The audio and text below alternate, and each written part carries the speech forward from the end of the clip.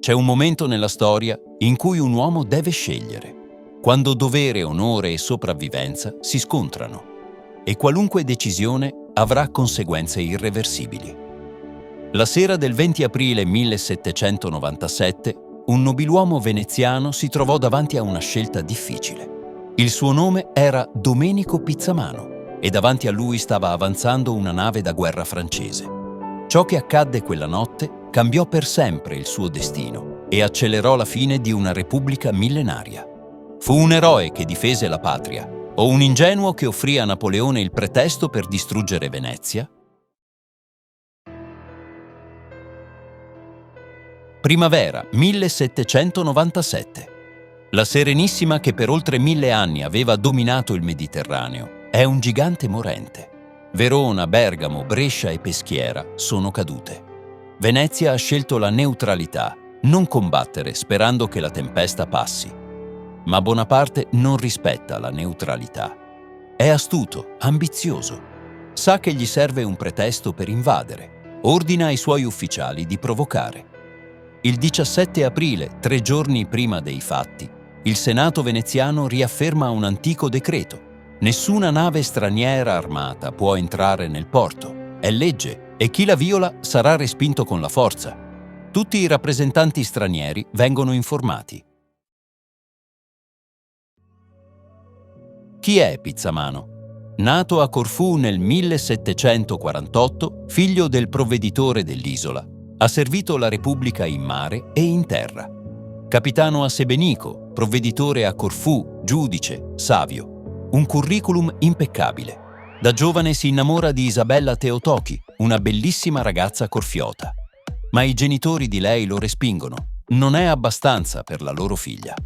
Isabella sposerà Giuseppe Albrizzi e diverrà l'amante di Ugo Foscolo. Ma questa è un'altra storia. Nel 1797 Pizzamano ha 49 anni. È deputato al castello di Sant'Andrea. Comanda le artiglierie che per secoli hanno difeso l'ingresso alla laguna. Cannoni micidiali, puntati a pelo d'acqua. Non avevano mai sparato, fino a quella sera. 3 vele appaiono all'orizzonte. 2 si fermano, la terza no. È il Libérateur d'Italie, un tartanone armato di 8 cannoni, al comando del capitano francese Jean-Baptiste Logier. A bordo c'è anche un pescatore di Chioggia, Menego Lombardo, rapito e costretto a fare da pilota. Ha avvertito i francesi: non potete entrare, è vietato per decreto. Non lo ascoltano. Il Libérateur avanza e spara alcuni colpi a salve. 2 lance veneziane intimano di fermarsi. Laugier rifiuta. Pizzamano deve decidere. Sa che la legge gli impone di sparare, ma sa anche che ogni colpo può significare guerra. Non sparare, però, equivale a tradire il suo giuramento, mostrare debolezza, in un momento in cui debolezza equivale a morte. Ordina il fuoco. 2 colpi d'avvertimento, poi l'inferno. Il tartanone urta una galeotta veneziana, scoppia la battaglia. Cannoni e moschetti tuonano dal forte, dal lido, dalla certosa, dalla nave. Laugier grida: mi arrendo, ma è troppo tardi. Gli oltremarini veneziani, furenti per le violenze francesi a Palmanova, arrembano la nave. 5 francesi muoiono, 8 sono feriti, 39 catturati. Anche Menego, il pescatore, morirà dopo 7 giorni all'ospedale di San Giovanni e Paolo. Ma prima testimonia la verità: i francesi avevano forzato il porto. Il giorno dopo il Senato elogia Pizzamano e i suoi uomini. Venezia esulta, ha difeso l'onore della Repubblica. Ma 12 giorni più tardi arriva la risposta di Napoleone. Una nota furiosa. Chiede la restituzione della nave, l'arresto di Pizzamano e un risarcimento. Ha trovato il pretesto. Il 3 maggio il Senato terrorizzato cede. L'eroe di ieri diventa colpevole. Pizzamano è imprigionato per aver obbedito agli ordini. Il 12 maggio il Maggior Consiglio vota la resa.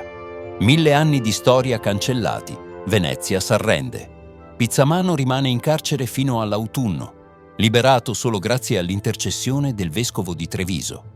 Quando esce, la Serenissima non esiste più. Allora, chi fu davvero Domenico Pizzamano? Col senno di poi, possiamo dire che cadde nella trappola di Napoleone. Ma questa è la storia scritta dai vincitori. Proviamo a metterci nei suoi panni. Una nave straniera viola la legge, avanza minacciosa. Cosa avrebbe dovuto fare? Fingere di non vedere? Non sparare avrebbe significato dire al mondo che Venezia era già morta. Napoleone cercava un pretesto. Se non fosse stato il Liberateur, ne avrebbe trovato un altro. Forse Pizzamano non aveva la sottigliezza della politica, ma aveva qualcosa di più raro: l'onore. Fece ciò che riteneva giusto secondo legge e coscienza. Morì il 12 dicembre 1817, malato, nella sua casa di San Silvestro, dopo aver visto morire la Repubblica che aveva servito. Per alcuni fu l'uomo che offrì a Napoleone la scusa per invadere Venezia. Per altri, l'ultimo vero difensore della Serenissima. Forse non fu né eroe né traditore. Fu un uomo solo, costretto a scegliere mentre un mondo intero crollava. Quella sera, quando i cannoni di Forte Sant'Andrea tuonarono, non difesero solo una città. Ricordarono al mondo che a Venezia c'erano ancora uomini disposti a morire per essa. Ne parliamo oggi perché questo episodio, incredibile e tragico, è raccontato anche nel mio libro Le maschere del leone. Un romanzo storico che intreccia la grande storia con le vicende di uomini e donne che l'hanno vissuta.